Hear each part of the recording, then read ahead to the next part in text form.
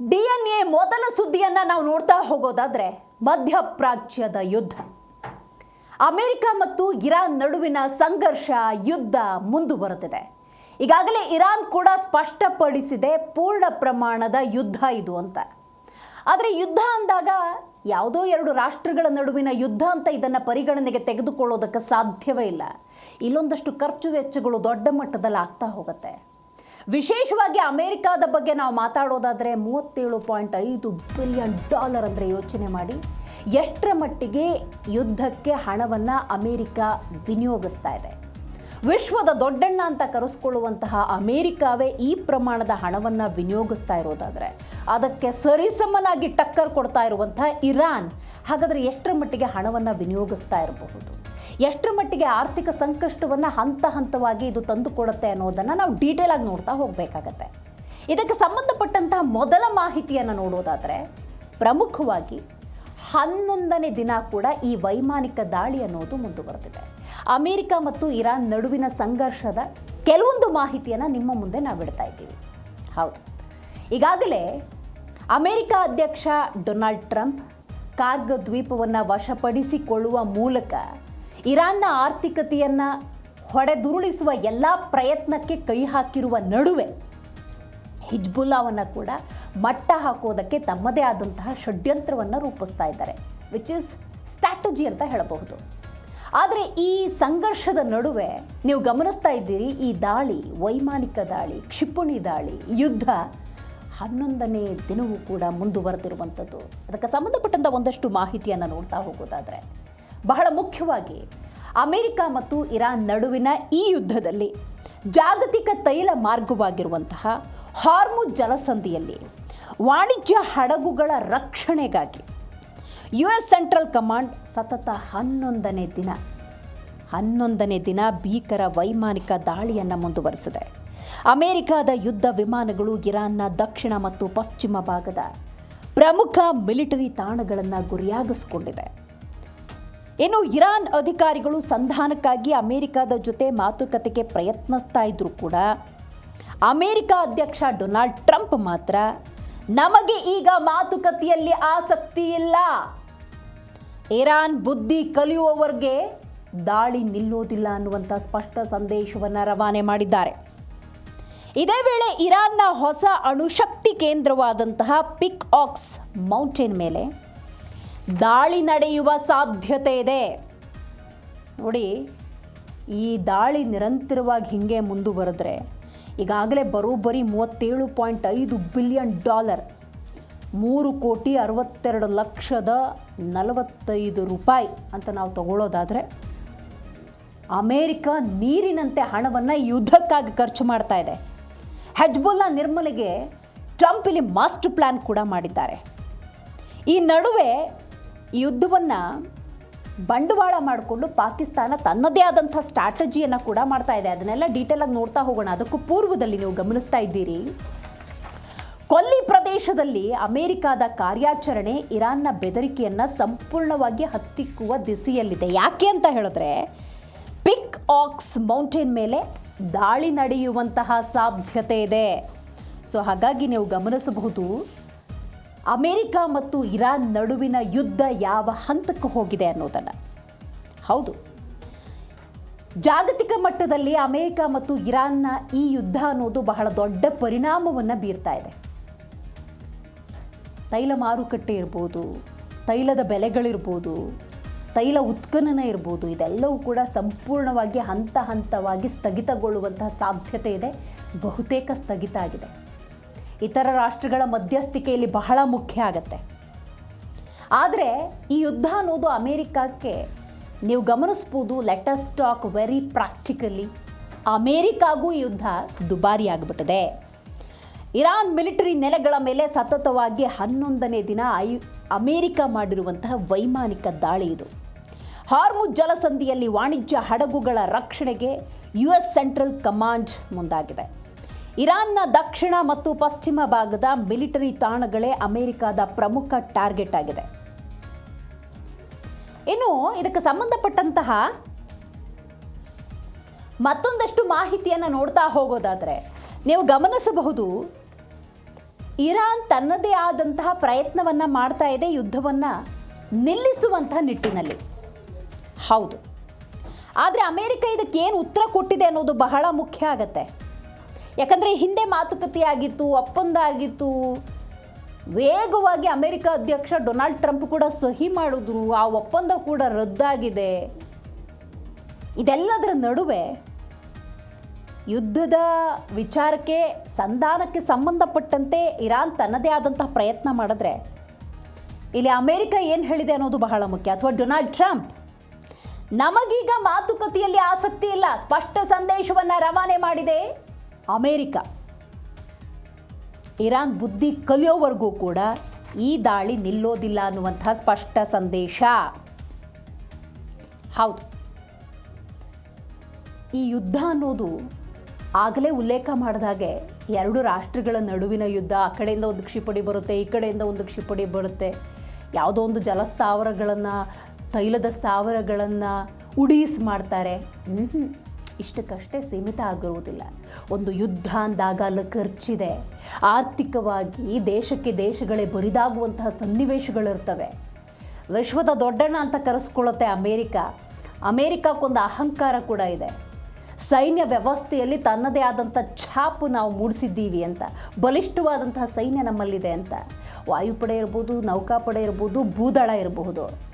ಕ್ಷಿಪಣಿಗಳ ವಿಚಾರದಲ್ಲೂ ಕೂಡ ತಮ್ಮದೇ ಆದಂತಹ ವ್ಯವಸ್ಥೆಯನ್ನು ನಾವು ಮಾಡ್ಕೊಂಡಿದ್ದೀವಿ ಅನ್ನೋದಾದರೂ ಎರಡು ದೇಶಗಳ ನಡುವೆ ನಿರಂತರವಾಗಿ ಹಿಂಗೆ ಯುದ್ಧ ನಡೀತಿದೆ ಅಂದಾಗ ಅದರದ್ದೇ ಆದಂತಹ ಖರ್ಚು ವೆಚ್ಚಗಳಿರುತ್ತೆ. ಅದಕ್ಕೆ ಸಂಬಂಧಪಟ್ಟಂತಹ ಡೀಟೇಲ್ಸನ್ನು ನೋಡ್ತಾ ಹೋಗೋದಾದರೆ ನಾನಾಗಲೇ ಉಲ್ಲೇಖ ಮಾಡ್ತಾ ಇದ್ದೆ, $37.5 ಬಿಲಿಯನ್ ಹಣ ಖರ್ಚಾಗ್ತಾ ಇದೆ. ಅನುದಾನ ಬೇಕಾಗಿದೆ. ಈಗಾಗಲೇ ಡೊನಾಲ್ಡ್ ಟ್ರಂಪ್ ಅಮೇರಿಕ ಅಧ್ಯಕ್ಷ ಇರಾನ್ ಬುದ್ಧಿ ಕಲಿಯೋವರೆಗೂ ಕೂಡ ಈ ದಾಳಿ ಮುಂದುವರಿಯುತ್ತೆ ಅನ್ನೋದಾದರೆ ಅಲ್ಲಿವರೆಗೂ ದಾಳಿ ಮುಂದುವರಿಸ್ಕೊಂಡು ಹೋಗಬೇಕು, ಯುದ್ಧವನ್ನು ಮುಂದುವರಿಸಬೇಕು. ಅಡಕತ್ತಿರಿಯಲ್ಲಿ ಅಮೇರಿಕ ಕೂಡ ಇದೆ.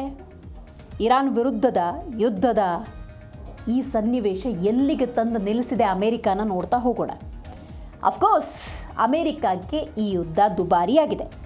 ಕೇವಲ 2 ತಿಂಗಳಲ್ಲಿ it is about 60 days. $37.5 billion, $3,62,45,000 ಅಂತ ಹೇಳ್ಬೋದು. ಇದರ ಬಗ್ಗೆ ಅಧಿಕೃತವಾಗಿ ರಕ್ಷಣಾ ಕಾರ್ಯದರ್ಶಿ ಪೀಟ್ ಹೆಕ್ಸೆತ್ ಮಾಹಿತಿಯನ್ನು ಹಂಚಿಕೊಂಡಿದ್ದಾರೆ. ಯುದ್ಧ ಮುಂದುವರಿಸೋದಕ್ಕೆ ಹಣದ ಅಭಾವ ಎದುರಾಗಿರೋದ್ರಿಂದ ಹಾಗಾದರೆ ಅಮೇರಿಕ ಏನು ಮಾಡುತ್ತೆ? ಪೆಂಟಗನ್ನಿಂದ ಹೆಚ್ಚುವರಿ $67-90 ಬಿಲಿಯನ್ ಪಡೆದುಕೊಳ್ಳೋದಕ್ಕೆ ತುರ್ತು ಅನುದಾನಕ್ಕಾಗಿ ಮನವಿಯನ್ನು ಮಾಡಲಾಗಿದೆ. ಈ ಭಾರಿ ವೆಚ್ಚ ಕಂಡಂತಹ ಅಮೇರಿಕಾದ ಕಾಂಗ್ರೆಸ್ ಮತ್ತು ಜನಸಾಮಾನ್ಯರಲ್ಲಿ ತೀವ್ರ ಆತಂಕ ಮೂಡಿದೆ. ಇಲ್ಲಿ ಜನಸಾಮಾನ್ಯರು ಅಂತ ಉಲ್ಲೇಖ ಮಾಡಿದಾಗ let me recall the history. ಈ ಹಿಂದೆ ಅಂದರೆ ಫೆಬ್ರವರಿ 28ರಿಂದ ನಿರಂತರವಾಗಿ 1-1.5 ತಿಂಗಳ ಯುದ್ಧ ಆಯ್ತಲ್ಲ, ಆ ಸಂದರ್ಭದಲ್ಲಿ ಅಮೇರಿಕಾದ ಜನ, ವಿಶೇಷವಾಗಿ ಸಂಸತ್ನಲ್ಲೂ ಕೂಡ ಅಮೇರಿಕ ಅಧ್ಯಕ್ಷ ಡೊನಾಲ್ಡ್ ಟ್ರಂಪ್ ಯುದ್ಧ ನೀತಿಯನ್ನು ವಿರೋಧಿಸಿದ್ರು. ಈ ಯುದ್ಧ ಬೇಡ, ಯಾರು ಕೇಳಿದ್ರು ಯುದ್ಧವನ್ನು ಅಂತ ಪ್ರಶ್ನೆ ಮಾಡಿದರು. ಈಗ ಈ ಅಮೌಂಟ್ ಕೇಳಿದ್ರೆ ಅಮೇರಿಕಾದ ಕಾಂಗ್ರೆಸ್ ಇರ್ಬೋದು, ಜನಸಾಮಾನ್ಯರು ತೀವ್ರ ಆಕ್ಷೇಪವನ್ನು ವ್ಯಕ್ತಪಡಿಸ್ತಿದ್ದಾರೆ. ಜೊತೆಗೆ ಆತಂಕ ಕೂಡ ಮನೆ ಮಾಡಿದೆ.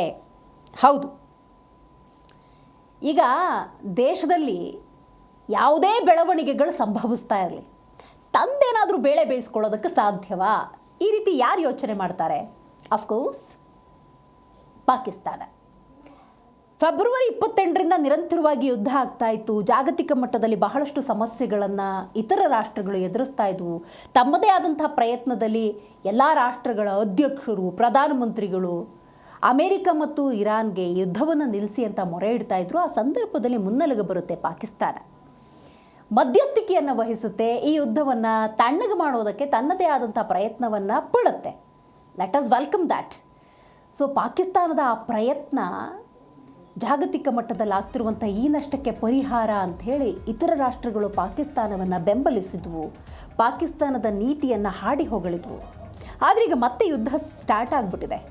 ನಿರಂತರವಾಗಿ ನಡೀತಾ ಇರುವಂಥ ವೈಮಾನಿಕ ದಾಳಿ, ಇದರಲ್ಲೂ ಕೂಡ ಪಾಕಿಸ್ತಾನ ತನ್ನ ಬೇಳೆ ಬೇಯಿಸ್ಕೋತಾ ಇದೆ. ಹೆಂಗೆ ಅನ್ನೋದನ್ನು ನೋಡ್ತಾ ಹೋಗೋಣ. ಇರಾನ್ ಮತ್ತು ಅಮೇರಿಕ ನಡುವಿನ ಸಂಘರ್ಷದಲ್ಲಿ ಮಧ್ಯಸ್ಥಿಕೆ ವಹಿಸುವಂಥ ನೆಪದಲ್ಲಿ ಪಾಕಿಸ್ತಾನ ಆರ್ಥಿಕ ಲಾಭ ಮಾಡ್ಕೊಳ್ಳೋದಕ್ಕೆ ಹೊರಟಿದೆ. ಹೇಗೆ ಭೀಕರ ಯುದ್ಧದ ಭೀತಿಯ ನಡುವೆ ಶಹಬಾಜ್ ಶರೀಫ್ ಸರ್ಕಾರ ತನ್ನ ಆರ್ಥಿಕ ಸಂಕಷ್ಟದಿಂದ ಪಾರಾಗೋದಕ್ಕೆ ಮತ್ತು ವಿದೇಶಿ ವಿನಿಮಯ ಮೀಸಲನ್ನು ಹೆಚ್ಚಿಸ್ಕೊಳ್ಳೋದಕ್ಕೆ ಮಧ್ಯಸ್ಥಿಕೆಯ ಹೆಸರಿನಲ್ಲಿ ಅಮೇರಿಕಾ ಮುಂದೆ $10 ಬಿಲಿಯನ್ ಸಾಲ ಮತ್ತು ಕರೆನ್ಸಿ ಬೆಂಬಲ ಸೌಲಭ್ಯದ ಬೇಡಿಕೆಯನ್ನಿಟ್ಟಿದೆ. ಇದು ಪಾಕಿಸ್ತಾನದ ಆರ್ಥಿಕ ನೀತಿ, ಇದು ಪಾಕಿಸ್ತಾನದ ಮನಸ್ಥಿತಿ ಅಂತ ಹೇಳಿದ್ರೆ ತಪ್ಪಾಗೋದಿಲ್ಲ. ಭಯೋತ್ಪಾದನೆಯ ತಾಣವಾದ ಪಾಕಿಸ್ತಾನ ಶಾಂತಿಯ ಮಾತುಗಳನ್ನಾಡ್ತಿರುವುದು ಕೇವಲ ಹಣಕ್ಕಾಗಿಯೇ ಹೊರತು ಶಾಂತಿ ಸ್ಥಾಪನೆಗಲ್ಲ ಅನ್ನೋದು ಈ ಮೂಲಕ ಸ್ಪಷ್ಟ ಆಗಿದೆ. IMF ಸಾಲದ ಸುಳಿಯಲ್ಲಿರುವ ದೇಶ ಯುದ್ಧವನ್ನೇ ಒಂದು ದಲ್ಲಾಳಿತನದ ಬಿಸ್ನೆಸ್ ಪ್ಲಾನ್ ಆಗಿ ಬದಲಾಯಿಸಿಕೊಳ್ತಾ ಇರುವುದು ಅಂತಾರಾಷ್ಟ್ರೀಯ ಮಟ್ಟದಲ್ಲಿ ತೀವ್ರ ಚರ್ಚೆಗೂ ಇದು ಕಾರಣವಾಗ್ತಾ ಇದೆ. ಹೌದು, ಯಾಕಂದರೆ ಇದೇ ಪಾಕಿಸ್ತಾನ, ಇದೇ ಇರಾನ್, ಅಮೇರಿಕ, ಇಸ್ರೇಲ್ ನಡುವಿನ ಯುದ್ಧದ ಸನ್ನಿವೇಶದಲ್ಲಿ ತೆಗೆದುಕೊಂಡಂತಹ ಒಂದು ನಿರ್ಧಾರ ಶ್ಲಾಘನೆಯನ್ನು ವ್ಯಕ್ತಪಡಿಸುವಂತೆ ಮಾಡಿತ್ತು. ಪಾಕಿಸ್ತಾನ ಇವತ್ತು ಆ ಯುದ್ಧವನ್ನು ನಿಲ್ಲಿಸುವಂಥ ನಿಟ್ಟಿನಲ್ಲಿ ಮುತುವರ್ಜಿಯನ್ನು ವಹಿಸ್ತಾ ಇದೆ, ಕಾಳಜಿ ವಹಿಸ್ತಾ ಇದೆ, ಮುಂದೆ ಬರ್ತಾ ಇದೆ, ಈ ಥರದ ಮನೋಭಾವಗಳಿತ್ತು. ಹಾಗಾದರೆ ಇದು ಶಾಂತಿ ಒಪ್ಪಂದಕ್ಕ, ಶಾಂತಿ ಸ್ಥಾಪನೆಗ ಅಂದರೆ ನೋ ಅನ್ನುವಂಥ ಉತ್ತರ ಲಭ್ಯ ಆಗ್ತಾ ಇದೆ. ಹಾಗಾಗಿ ಪಾಕಿಸ್ತಾನದ ಈ ಧೋರಣೆ ಅಂತಾರಾಷ್ಟ್ರೀಯ ಮಟ್ಟದಲ್ಲಿ ತೀವ್ರ ಚರ್ಚೆಗೂ ಕೂಡ ಕಾರಣವಾಗಿದೆ. $10 ಬಿಲಿಯನ್ ಸಾಲ ಹಾಗೂ ಕರೆನ್ಸಿ ಬೆಂಬಲ ಸೌಲಭ್ಯದ ಬೇಡಿಕೆಯನ್ನಿಟ್ಟಿದೆ ಅಂದರೆ ಯೋಚನೆ ಮಾಡಿ ಪಾಕಿಸ್ತಾನದ ಮನಸ್ಥಿತಿ ಹೇಗಿರಬೇಡ. ಇನ್ನು ಬಹಳ ಮುಖ್ಯವಾಗಿ ಪಾಕಿಸ್ತಾನದ ಈ ಧೋರಣೆಯನ್ನು ಅಂತಾರಾಷ್ಟ್ರೀಯ ಮಟ್ಟದಲ್ಲಿ ಇತರ ರಾಷ್ಟ್ರಗಳು ಗಮನಿಸ್ತಿಲ್ಲ ಅಂತ ಅಂದ್ಕೊಂಡ್ರೆ ಅದು ಪಾಕಿಸ್ತಾನದ ಮೂರ್ಖತನ ಕೂಡ ಆಗತ್ತೆ. ಇನ್ನು ಬಹಳ ಮುಖ್ಯವಾಗಿ ಮಧ್ಯಪ್ರಾಚ್ಯದಲ್ಲಿ ಆಗ್ತಿರುವಂತಹ ಸನ್ನಿವೇಶವನ್ನು ನಾವು ನೋಡಬೇಕಾಗತ್ತೆ. ಮುಂದಿನ ಒಂದಷ್ಟು ಡೀಟೇಲ್ಸ್, ಯುದ್ಧ ಆಗ್ತಾ ಇದೆ, ವಿ ಅಗ್ರಿ. ಯುದ್ಧ ಆಗುವಂತಹ ಸನ್ನಿವೇಶದಲ್ಲಿ ಆಗುವಂತಹ ಬದಲಾವಣೆಗಳು, ಬೆಳವಣಿಗೆಗಳು, ಅಶಾಂತಿ, ಇಂಥದ್ದು ಎಷ್ಟರ ಮಟ್ಟಿಗೆ ಒಂದು ದೇಶ ಅಂದಾಗ ಪರಿಣಾಮವನ್ನು ಬೀರುತ್ತೆ ಅನ್ನೋದನ್ನು ನೋಡಬೇಕಾಗತ್ತೆ. ಸಂಪೂರ್ಣ ಇರಾನ್ ಇರಬಹುದು ತತ್ತರಿಸಿ ಹೋಗಿದೆ. ಯಾಕಂದರೆ ಅಮೇರಿಕ ಮತ್ತು ಇರಾನ್ ನಡುವಿನ ಯುದ್ಧದಲ್ಲಿ ಯಾವುದನ್ನು ಗುರಿಯಾಗಿಸ್ಕೊಳ್ತಾರೆ ಅನ್ನೋದು ಬಹಳ ಮುಖ್ಯ. ಅದಕ್ಕೆ ಸಂಬಂಧಪಟ್ಟಂಥ ಒಂದಷ್ಟು ಮಾಹಿತಿ. ಇರಾನ್ ಮತ್ತು ಅಮೇರಿಕ ನಡುವಿನ ಸಂಘರ್ಷ ಇಡೀ ಮಧ್ಯಪ್ರಾಚ್ಯಕ್ಕೆ ಹಬ್ಬಿಬಿಟ್ಟಿದೆ. ಇರಾನ್ ಜಟಾಪಟಿಯಿಂದ ಕುವೈತ್ನ ನೀರು ವಿದ್ಯುತ್ ಸ್ಥಾವರಗಳಿಗೆ ಭಾರಿ ಹಾನಿಯಾಗೋದ್ರ ಜೊತೆಗೆ ಬಹ್ರೇನ್ ಇರ್ಬೋದು, ಜೋರ್ಡಾನ್ ಮೇಲೆ ವಾಯು ದಾಳಿ ನಡೆದು ತೈಲ ಟ್ಯಾಂಕರ್ಗಳು ಹೊತ್ತಿ ಉರಿದಿದ್ದಾವೆ.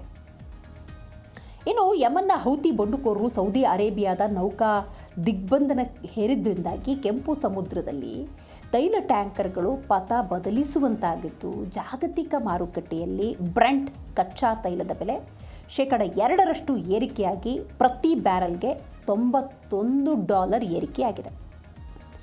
ನೋಡಿ, ಹೆಜ್ಬುಲ್ಲಾ ನಿರ್ಮೂಲನೆಗೆ ಲೆಬನಾನ್ಗೆ ಅಮೇರಿಕ ನೇರ ನೆರವಿನ ಭರವಸೆಯನ್ನು ಕೊಟ್ಟಿದ್ದು, ಅಂದರೆ ಹೆಜ್ಬುಲ್ಲಾ ನಿರ್ಮೂಲನೆ ಆಗಬೇಕು ಅಂಥೇಳಿ ಲೆಬನಾನ್ಗೆ ಅಮೇರಿಕ ನೇರ ನೆರವಿನ ಭರವಸೆಯನ್ನು ಕೊಟ್ಟಿದ್ದು, ಪ್ರಾದೇಶಿಕ ಉದ್ವಿಗ್ನತೆಯಿಂದಾಗಿ ಭಾರತ ಸೇರಿದ ಹಾಗೆ ಜಾಗತಿಕ ಮಟ್ಟದಲ್ಲಿ ತೈಲದ ಬೆಲೆ ಏರಿಕೆ, ಆರ್ಥಿಕ ಸಂಕಷ್ಟದ ಆತಂಕ ಅನ್ನೋದು ಹೆಚ್ಚಾಗಿದೆ. ನಾವು ಯುದ್ಧದ ಸನ್ನಿವೇಶದಲ್ಲಿ ಅಲ್ಲೆಲ್ಲೋ ಅಮೇರಿಕಾದಲ್ಲಿ ಯುದ್ಧ ಆಗ್ತಾ ಇದೆ, ಅಲ್ಲೆಲ್ಲೋ ಇರಾನಲ್ಲಿ ಯುದ್ಧ ಆಗ್ತಾ ಇದೆ, ನಮಗೂ ಅದಕ್ಕೂ ಏನಪ್ಪ ಸಂಬಂಧ ಅಂಥೇಳಿ ಯೋಚನೆ ಮಾಡೋದಕ್ಕೆ ಆಗೋದಿಲ್ಲ.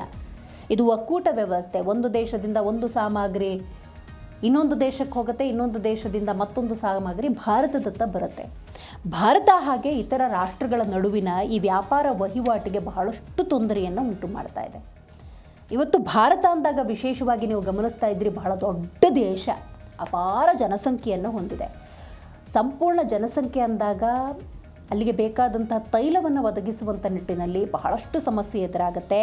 ಈಗ ಈ ಮಧ್ಯಪ್ರಾಚ್ಯದ ಯುದ್ಧದಿಂದಾಗಿ ಈ ತೈಲದ ಬೆಲೆ ಏರಿಕೆಯ ಬಿಸಿಯನ್ನು ಭಾರತ ಸೇರಿದ ಹಾಗೆ ಇತರ ಎಲ್ಲ ರಾಷ್ಟ್ರಗಳು ಕೂಡ ಒಪ್ಪಿಕೊಳ್ಳಲೇಬೇಕಾಗಿದೆ. ಅದು ಅನಿವಾರ್ಯ ಕೂಡ ಆಗಿದೆ. ರೈಟ್.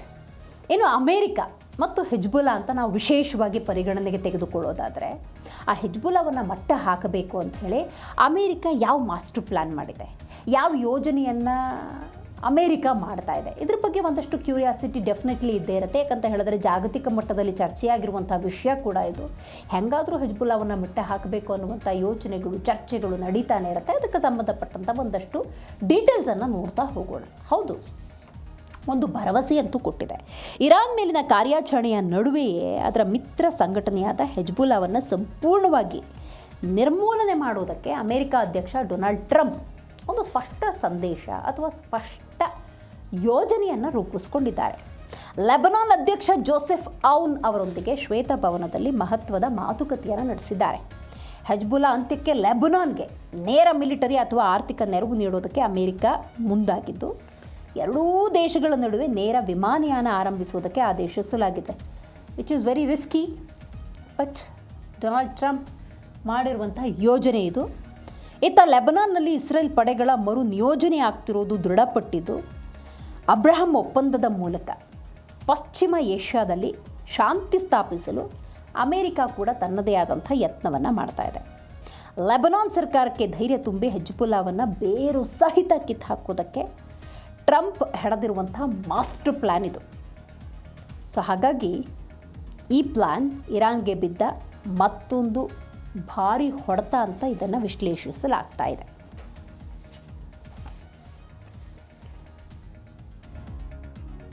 ರೈಟ್.